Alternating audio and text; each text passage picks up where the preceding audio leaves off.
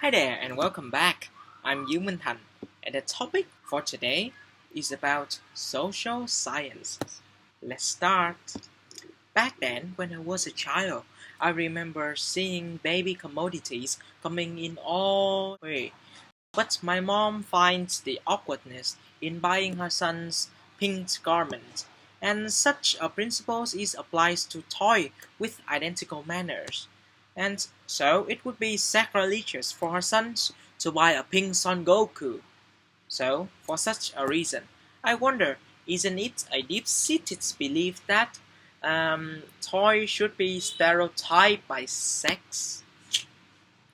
Due to the growth of the consumer economy, toy companies work to stimulate demand by boosting their appeals to kids, and gender-induced categorizations prove a handy tool for toys companies to define target markets and gender stereotypes drew the interest of young children, forming their own sense of identity. There was also a shift in the cultural understanding of gender. Belief that males and females are fundamentally different, and stereotypes about women grew in the 1980s and the 1980s despite broad support for gender equality. Now that's how people come up with the saying, pink for girl and blue for boy. Blue for boy. However, these days, pink-painted versions of toys that had been marketed solely to boys for decades are being lauded thanks to a shift toward gender neutrality. But while this toy broadened the offering with segregated toy aisle, they do nothing to challenge the underlying fact that these aisles are still being segregated. And rather than busting the stereotypes, such toys reinforce the ideas that gender is the primary determinant of interest and skill.